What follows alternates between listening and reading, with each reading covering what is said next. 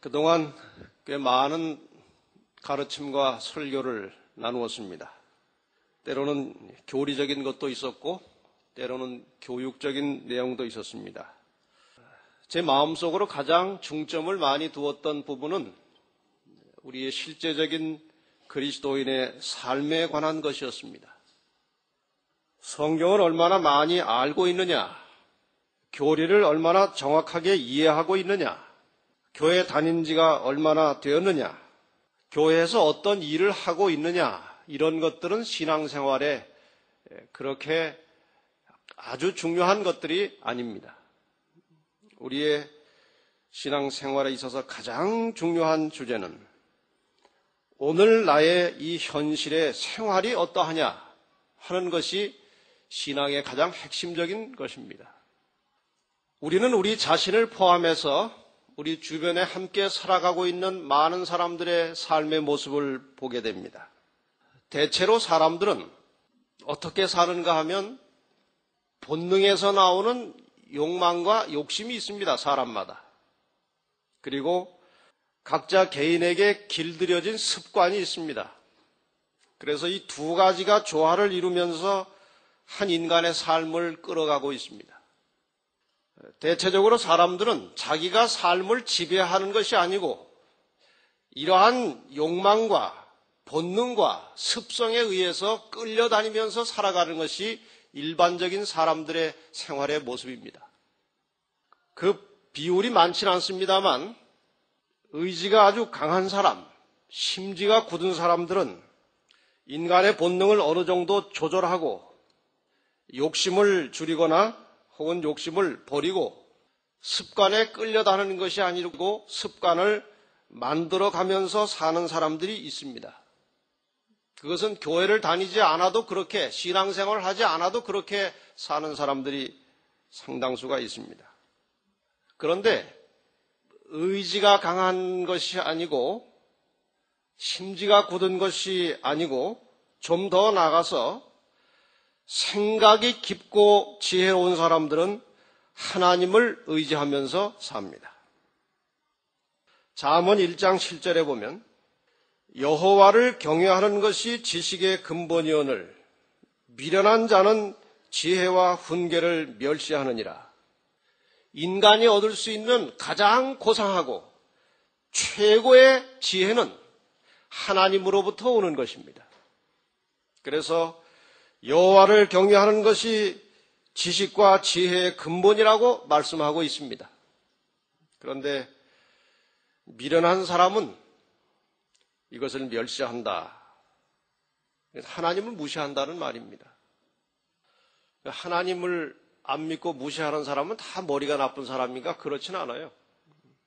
사람이 머리가 좋은 면이 있고 안 좋은 면이 있어요. 머리라고 하는 것이 여러 가지 그 요소를 가지고 있습니다.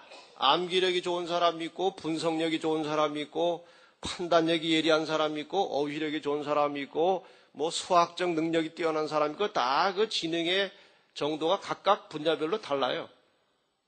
근데 하나님을 믿으려면 어느 한쪽이 뛰어나서 믿게 되는 것이 아니고 종합적으로 머리가 좋아야 하나님을 믿게 됩니다. 하나님을 경외하는 것이 지혜와 지식의 근본이라고 말씀하셨습니다. 이 세계 역사를 더듬어 보면 유명한 수학자나 과학자들 중에 천재적인 신학자가 있습니다. 또 아주 깊은 신앙심을 가진 사람들도 있습니다. 유명한 뉴턴이나 파스칼 같은 사람은 그런 사람들 중에 하나입니다. 아주 유명한 수학자고 과학자이면서도 신학에 대하여, 신앙에 대해서 매우 깊은 경지에 들어갔던 사람들입니다. 이 파스칼이 남겨놓은 여러 말 중에 가장 유명한 말이 뭔지 아십니까? 사람은 생각하는 갈대와 같은 존재다.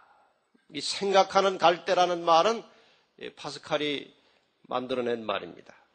이 파스칼이 지은 책 중에 또 가장 유명한 서적 하나가 팡세라는 것입니다.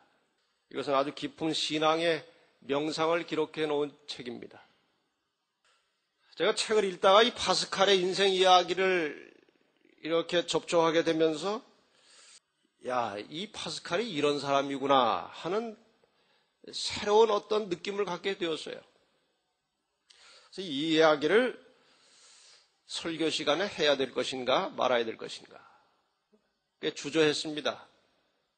이 이야기가 꽤 긴 이야기라 이 설교의 소중한 시간을 이 이야기를 길게 하는 것이 유익일까 손해일까를 상당히 저울질을 해본 결과 절대로 손해가 되지 않을 것 같아서 이 이야기를 잠시 이제 꺼내겠습니다. 이 파스칼은 1623년에 프랑스에서 출생했습니다. 아버지가 대단히 유명한 수학자였습니다. 그래서 이미 유전인자를 타고 나서 그런지 어릴 때부터 이 파스칼은 수학을 배우기 시작했고, 배운 지 얼마 안 돼서 아주 탁월한 이 수학적 재능을 발휘하기 시작했습니다. 아버지는 이 파스칼이 너무 일찍부터 수학에 몰두하고 연구하는 것이 별로 좋은 일이 아니라고 생각돼서 반대하고 그 아이에게 수학 공부를 시키지 않았습니다. 그런데 이 아버지의 친구들이 집에 모이기만 하면 수학 얘기로 이제 한참 이제 대화를 나누고 수학적 분위기 속에서 살다 보니까 그냥 옆에서 듣는 이야기만 가지고도 이 파스칼은 그 대단한 이제 수학적 지식을 얻게 된 것입니다. 한 번은 이 파스칼이 그저 들은 이야기만 가지고 새로운 기하학적 논리를 발표했습니다. 세상이 놀랐습니다. 대단한 수학자였습니다. 아버지는 너무 감격해서 눈물을 흘렸습니다. 이 작은 아이가 이렇게 탁월한 수학적 재능을 가진 데 대해서 아주 감격하고 눈물까지 흘렸습니다. 그래서 아주 본격적으로 이 아들에게 수학을 가르치기 시작했습니다. 젊었을 때부터 아주 탁월한 주목할 만한 대단한 수학자로 명성을 얻게 되었습니다. 사람들이 칭찬하고 그 다음에 찬사를 보내고 그것이 더 자극제가 돼가지고 그 명예가 그로 하여금 더 수학적 연구에 몰두하도록 그렇게 만들었습니다. 그런데 탁월한 체질이 허약해가지고 젊은 나이에 큰 병에 걸렸습니다. 연구 시간을 아주 최소한으로 단축하고 그 다음에 휴식을 하면서 철학책을 읽기 시작했습니다. 철학책을 읽다 보니까 또 종교에도 깊은 관심을 갖게 되어서 이 종교에 또 몰두하기 시작했습니다. 이 신학에 관심을 가지면서 그 네덜란드 신학자 얀센이라고 하는 사람이 쓴 내면적 인간혁명이라고 하는 책에 아주 깊은 감동과 함께 갈등이 시작되었습니다. 그 내용은 이런 것입니다. 인간에게는 육체적 번뇌가 있고 정신적 번뇌가 있는데 그 정신적 번뇌와 고민 중에는 지식에 대한 욕구가 일으키는 번뇌가 있다는 내용을 책에서 본 것입니다. 그리고 그 책은 이어서 설명하기를 그러한 정신적 번뇌의 밑바닥에는 이기주의와 자기애가 도사리고 있다는 것을 지적했습니다. 이 말을 듣고 보고 이 파스칼은 자신을 생각하니까 자신이 꼭 그와 같은 사람에게 해당된다는 그와 같은 사람이라는 사실을 깨닫게 되었습니다. 그 다음에 그 책은 계속해서 지적하기를 그러한 표면상의 번뇌, 이기주의와 자기애에 기초된 거기서 발로된 그런 번뇌가 인간을 하나님으로부터 멀어지게 하는 가장 큰 원인이라는 사실을 깨닫게 된 것입니다. 그래서 이 파스칼은 자신의 명예욕을 계속 부추기고 있는 학문에 대한 욕심을 버리고 신앙에 전념하기로 결심을 하게 되었습니다. 더 이상 그 명예라고 하는 것에 끌려서 학문을 하는 자신의 삶을 살고 싶지 않았습니다. 그래서 학문을 중단했습니다. 하나님을 믿는 일에 전념하기 시작했습니다. 그래서 어느 정도 이제 자기의 신앙이 좀 깊어지고 자라나는 과정에서 우연히 어떤 책을 읽게 되는데 과학서적, 토리첼리라고 하는 과학자가 쓴 진공론이라는 책을 읽게 되었습니다. 이 토리첼리의 법칙 같은 것은 물리책에 나오는 아주 유명한 과학자입니다. 그 책을 보면서 이 파스칼이 이거보다는 더 정확한 정의를 내릴 수 있다는 것을 나름대로 깨닫게 되었습니다. 이 토리첼리의 실험이 뭔가 한쪽이 조금 모자라기 때문에 자기가 보충하면 더 확실한 이론이 나올 수 있다는 사실을 착안하게 되었습니다. 그래서 다시 워낙 이 과학과 이 수학적 천재이기 때문에 그 욕망을 떨쳐버리기가 쉽지 않아가지고 다시 그 책에 대한 보충 연구를 한 결과 공기에도 비중이 있다고 하는 놀라운 과학적 사실을 발견해냈습니다. 그것이 발표되었을 때 온 학계에 찬사가 쏟아졌고 또다시 이 파스칼은 과학계의 주목을 받게 되었습니다. 인간적 명예에 대한 유혹과 싸우는 것이 너무나 힘들다는 사실을 깨닫게 되었어요. 신앙생활에 전념하다가 어떻게 우연한 기회에 다시 과학적 이론을 발표했을 때 많은 사람들이 자기에게 찬사를 보내고 칭찬을 보낼 때 계속해서 과학을 하고 싶은 욕망이 또 생기는 것입니다. 그래서 이러면 안 되지 하고 허리띠를 하나 특수 제작을 했습니다. 허리띠 안쪽에 잔 못이 박힌 그런 허리띠를 하나 만들어가지고 그걸 허리에 딱 찼습니다. 그리고 누가 칭찬하는 편지를 보내거나 찬사의 말을 들으면 이 팔꿈치로 허리띠를 툭툭 치면서 그 박힌 못이 자기의 살을 찌르도록 해가지고 정신을 가다듬고 이런 데 넘어가면 안 되지 하고 그렇게 고행하면서 자기 자신을 이제 수행의 길에 집어넣고 있었습니다. 온갖 애를 다 썼습니다. 그러다가 1651년에 하나의 충격적인 사건이 있었는데 넬리라고 하는 어떤 다리에서 우리나라 말로 하면 넬리교 그렇게 할 수 있겠죠. 넬리라고 하는 다리에서 떨어져 가지고 죽을 뻔했습니다. 그런 경험을 하게 되었습니다. 그 다음에 그 무렵에 자기 아버지도 돌아가셨습니다. 그래서 다시 삶과 죽음에 대한 생각에 몰두하기 시작했습니다. 사는 것이 무엇이고 죽는 것이 무엇이냐? 내가 왜 죽음을 두려워하고 있느냐? 이제 그 사건 때문에 이 파스칼의 종교적 감성은 아주 예민해지기 시작했고 더 이상 다른 어떤 인간의 욕망을 가지고 투쟁할 의욕이 없었습니다. 그래서 수도사 생활을 시작하게 되었습니다. 그런데 놀라운 것은 그렇게 다 포기하고 수도사 생활을 시작했음에도 불구하고 여전히 그 안에서 또다시 명예욕이 꿈틀거리고 움직이고 있었다는 것입니다. 그러나 이 파스칼은 최선을 다해서 그것과 싸웠습니다. 자기가 가진 모든 것을 다 나눠줘 버렸습니다. 아주 최소한의 생존에 필요한 것만 간직하고 살았습니다. 그리고 병에 걸려서 몸을 잘 가누지도 못하면서 자기가 스스로 방도 치우고 음식도 나누고 그 질병의 와중에서도 늘 기뻐하려고 감사하려고 애를 쓰고 있었습니다.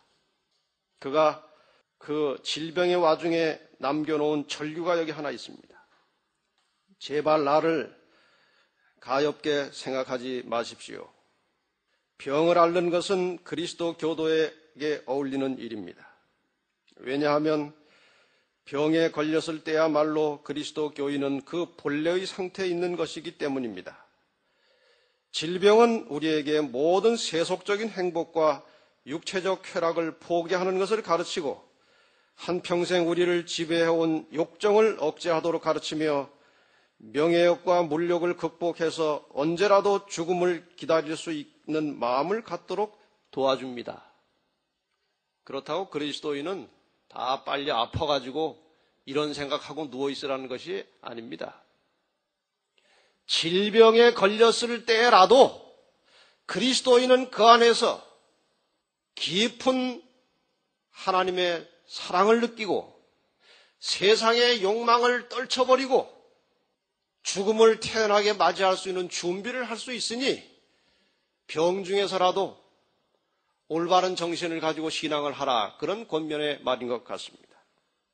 그리고 마침내 1662년 8월 19일 젊은 나이에 주여 저를 버리지 마옵소서라는 말을 남기고 죽었습니다.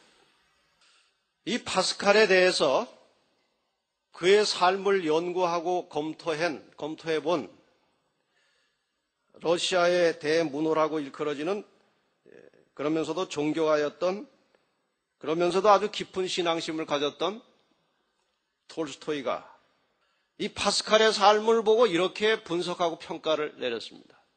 여러분, 이 말을 잘 들어보시기 바랍니다. 인간이 행복하기 위해서는 두 가지 신앙이 필요하다. 하나는 인생의 의미에 대한 가르침이 있을 것이라는 신앙이며, 말이 좀 어렵죠?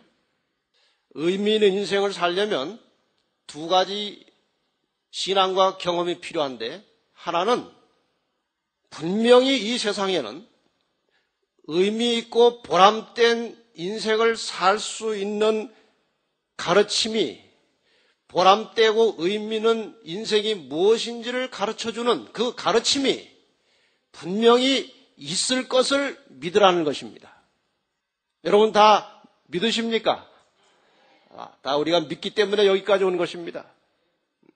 또 하나는 인생에 대한 가장 좋은 가르침을 발견하는 일이다.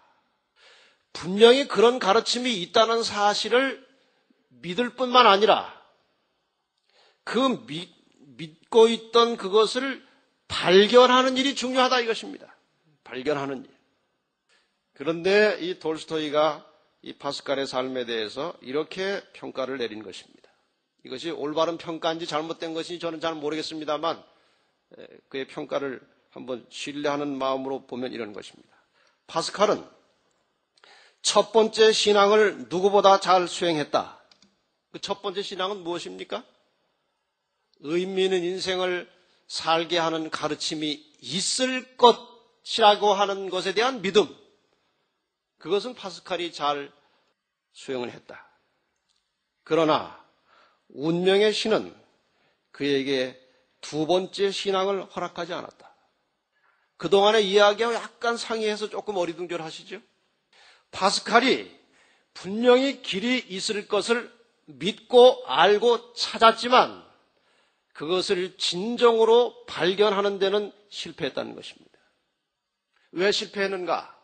나중에 그것이 확인되겠습니다만 그 의미 있는 인간의 삶을 하나님의 능력과 그리스도 안에서 발견하지 않고 스스로의 선행과 고행으로 그것을 찾아보려고 하다가 마침내 제대로 된 그 있을 것, 의미 있는 삶에 대한 가르침을 발견하지 못한 채 죽었다는 것입니다.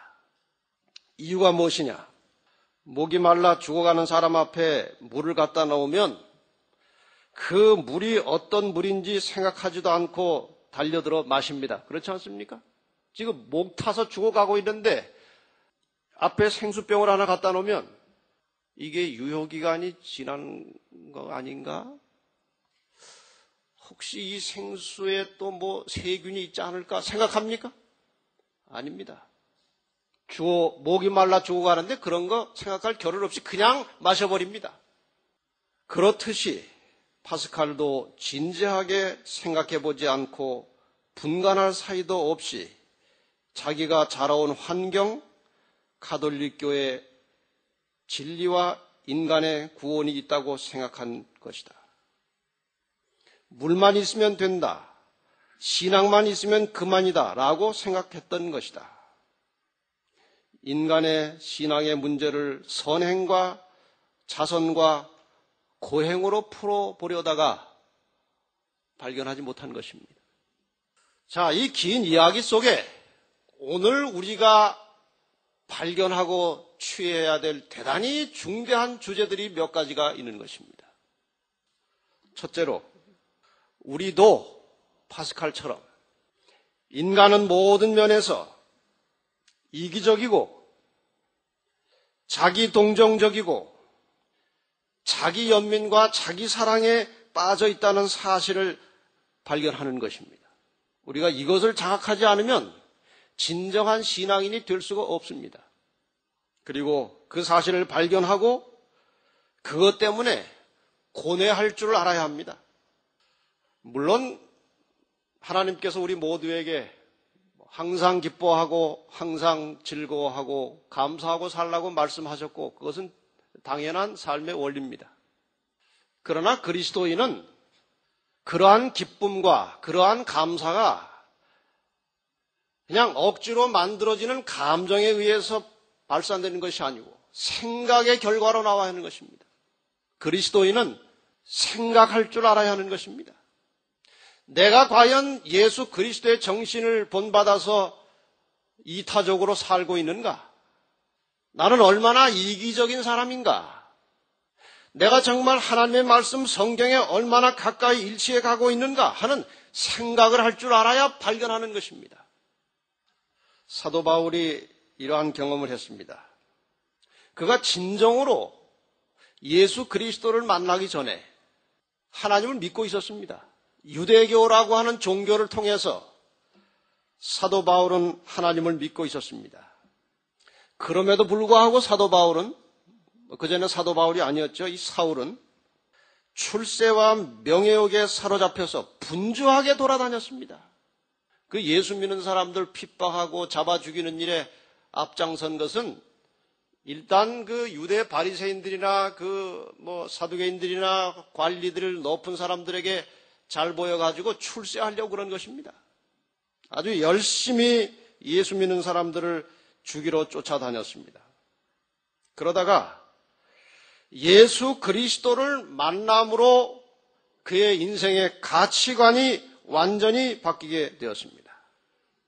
겉으로 나타나는 것보다는 자기 마음의 동기에 대하여 갈등을 갖게 되었습니다. 그리스도를 만나고 인간의 모든 출세와 명예가 아무것도 아니고 정말 우리가 하나님을 믿고 그리스도를 믿는다는 것이 무엇인지를 발견하게 되었을 때에 이 사도 바울의 마음 깊은 곳에 갈등이 시작된 것입니다. 그래서 오늘 본문의 말씀을 사도 바울이 기록한 것입니다. 로마서 7장 18절로 20절 말씀을 다시 한번 보겠습니다. 내 속 곧 내 육신에 선한 것이 거하지 아니하는 줄을 아노니 원함은 내게 있으나 선을 행하는 것은 없노라. 내가 원하는 바 선은 하지 아니하고 도리어 원치 아니하는 바 악은 행하는도다. 만일 내가 원치 아니하는 그것을 하면 이를 행하는 자가 내가 아니요 내 속에 거하는 죄니라.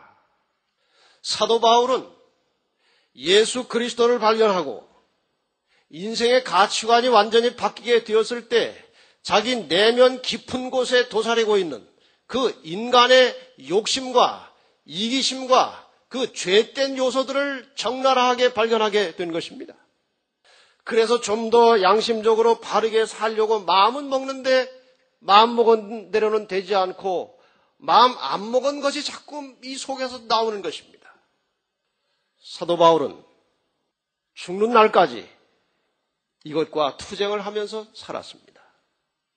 그러나 이전과는 달랐습니다. 그 투쟁하는 과정 속에서 점점 더 깊이 하나님을 신뢰하게 되었고 인간이 아무것도 할 수 없다는 사실을 깨닫게 되고 전적으로 하나님을 의지하는 믿음을 소유하게 된 것입니다. 다시 사도 바울의 초기의 상태로 돌아가겠습니다. 사도 바울이 인간의 내부적인 욕망을 충족시키기 위해서 부지런히 열심히 일하고 있는 동안 출세와 명예가 그의 삶의 목표가 되어 있는 동안 그가 비록 유대교에 충성하면서 하나님을 믿고 있었지만 하나님과는 점점 더 멀어지고 있었습니다. 오늘 우리도 하나님을 믿고 있지만 나의 생활 속에서 나의 삶에 있어서 나를 하나님과 멀어지게 하는 그 무엇인가가 있을 것입니다. 나를 하나님께 더 가까이 나아가는 일에 내가 하나님께 더욱 가까이 나아가는 일에 장애가 되는 그 무엇이 있을 것입니다. 한번 각자 깊이 고뇌하고 생각해 보시기를 바랍니다. 내가 신앙을 하고 하나님을 믿고 살고 있지만 무엇이 나로 하여금 점점 하나님과 멀어지게 하고 있는가? 무엇이 내가 점점 하나님께 가까이 가고자 하는 나의 욕망을 가로막고 있는가? 이 문제에 대하여 깊이 생각해 보시기를 바랍니다. 그것이 재물일 수도 있고 명예일 수도 있고 이기심일 수도 있고 자녀 교육일 수도 있고 혹은 사회적 성공일 수도 있습니다. 그런데 이상한 것은 이러한 것들에 전념해서 그것을 성취하기 위해서 열심히 일하고 있는 동안에는 재물을 얻기 위해서, 명예를 얻기 위해서, 이기심을 충족시키기 위해서 열심히 살고 일하는 동안에는 고통과 절망을 별로 느끼지 않는다는 것입니다. 왜 그렇습니까? 운동선수가 그 경기에 전념하고 있는 동안에는 다른 사람하고 심하게 부딪혀서 큰 타박상을 입어도 별로 통증을 느끼지 못한답니다. 열심히 경기에 임하고 뛰는 동안에는 부딪혀서 어디가 멍이 들어도 잘 못 느끼는 것입니다. 언제 느낍니까? 경기가 다 끝나고 쉼의 시간을 갖게 되면 그 받은 타박상의 통증이 시작되는 것입니다. 미국을 종종 방문해서 이민 생활하시는 분들도 보니까 이 비슷한 원리가 지배하고 있는 것입니다. 물론 신앙심을 잘 가지고 아주 신실하게 균형진 신앙을 하는 사람들은 그렇지 않습니다만 대체적으로 집이나 가구나 자동차나 모든 생활에 값나가는 필수품들은 미국에서는 현찰로 사지 않고 다 무엇으로 삽니까? 우리말로 하면 월부로 삽니다. 월부. 또 오히려 그것을 파는 데서도 현찰로 사는 사람을 이상하게 봅니다. 다 월부로 삽니다. 그럼 월부로 이제 매달 갚아 나가는 것입니다. 어떤 사람들에게 왜 한국에 그렇게 안 나오냐고 물으면 한 달이라도 일을 안 하면 그 월부 안 갚으면 큰일 난다는 겁니다. 미국이라고 하는, 제 느낌에 그래, 미국이라고 하는 이 거대한 나라가 모든 국민들에게 충분한 자유를 주는 것 같으면서도 그 월부라고 하는 것으로 사람들을 완전히 묶어가지고 꼼짝을 못하게 하고 있다는 것을 느끼게 되었습니다. 자유스럽지만 자유가 없는 것 같아요. 이제 그 월부를 갚아나가면서 또 자녀 교육에 골몰하다 보면 20년, 30년이 훌쩍 지나버립니다.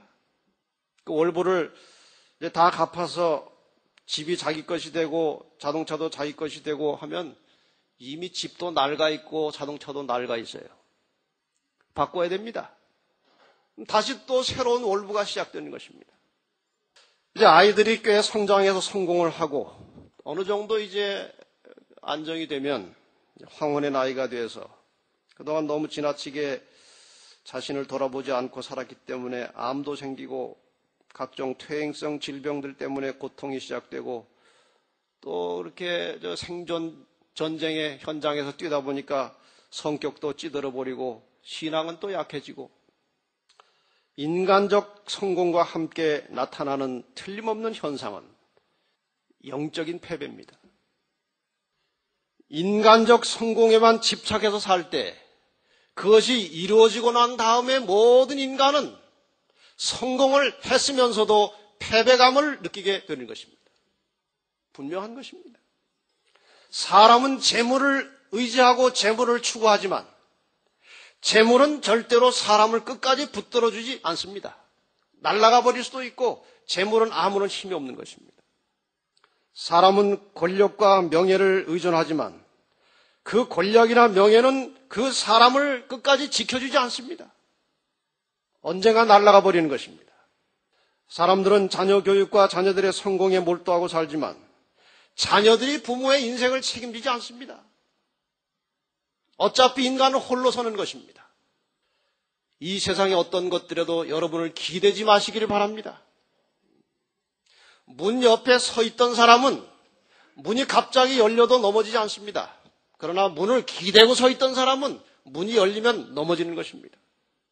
많은 사람들이 돈을 갑자기 많이 잃고 권력과 명예를 잃어버리고 자녀 교육에 완전히 실패했을 때 아주 절망하고 낙담하고 인생을 포기하려고 합니다. 왜 그렇습니까? 그것에 인생을 걸고 의존하고 살았기 때문에 그런 것입니다. 이 땅에 어느 그 무엇도 우리의 인생을 맡기고 걸 만한 것은 아무것도 없습니다. 여러분의 인생을 변함이 없이 우리를 붙들고 보살피고 계시는 하나님의 말씀에 하나님께 여러분의 인생을 맡기시기를 바랍니다. 여기에 가장 안전한 피난처가 있는 것입니다. 인생의 의미를 깨우쳐주는 분명한 길이 있다는 것에 대한 확고한 신앙을 가지시길 바랍니다. 우리가 아직 발견을 못했을 뿐이지 분명히 이 땅에는 이 세상을 살아가고 있는 인간이, 사람이 어떻게 사는 것이 가장 이상적이고 어떻게 사는 것이 의미 있는 인생이고 어떻게 사는 것이 정말 인간다운 삶인지를 가르쳐주는 그 가르침이 존재하고 있다는 사실을 믿으시기를 바랍니다.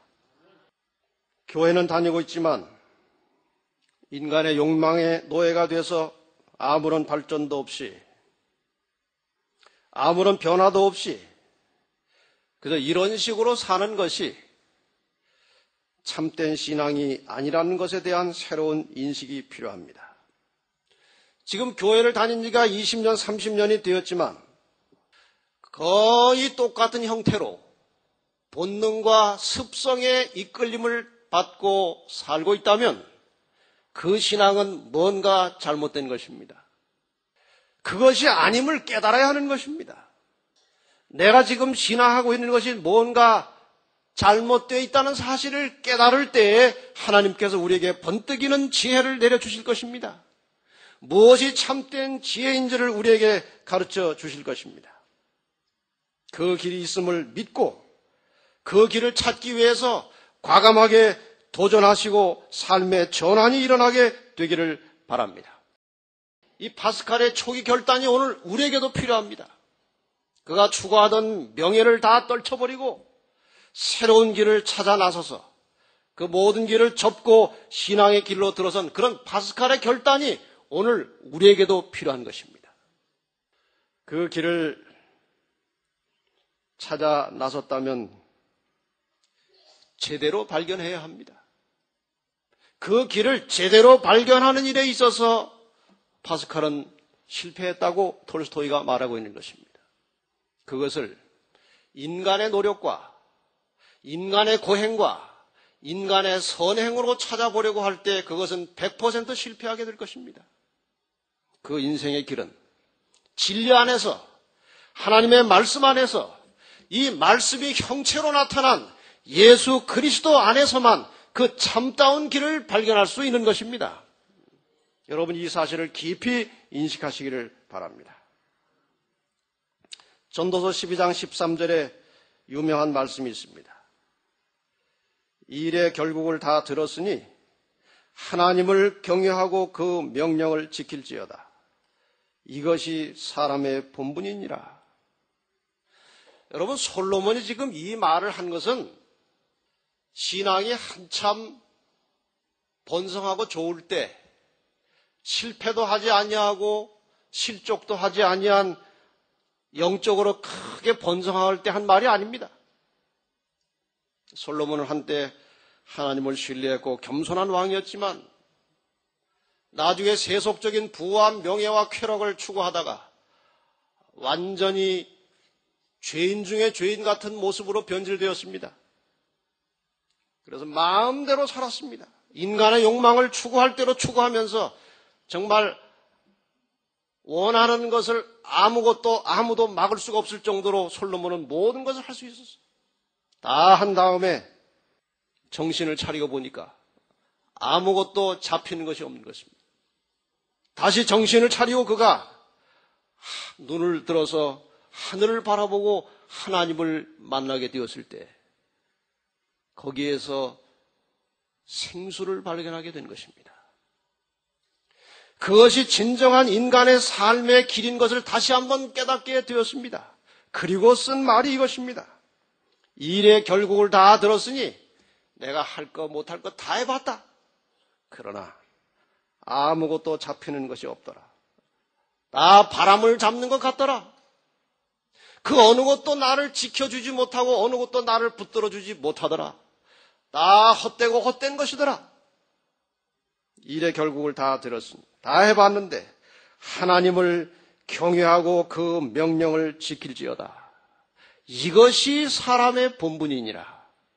여러분, 이 말씀을 다시 한번 가슴속에 깊이 새기시기를 바랍니다. 하나님을 찾는 믿음이 필요합니다. 사람은 그를 창조한 하나님을 인식하고 하나님과 연결될 때에만 비로소 한 인간으로서의 가치를 찾게 되는 것입니다. 전기로 작동하는 기계는 전원과 연결되지 않으면 기계로서의 가치가 없는 것입니다. 하나님과 연결되지 않은 사람은 전원과 연결되지 않은 기계와 같은 것입니다. 그 모양이 아무리 멋있고 아무리 인간적으로 가진 것이 많아도 하나님과 연결되지 않은 사람은 전원과 연결되지 않은 기계와 같은 것입니다.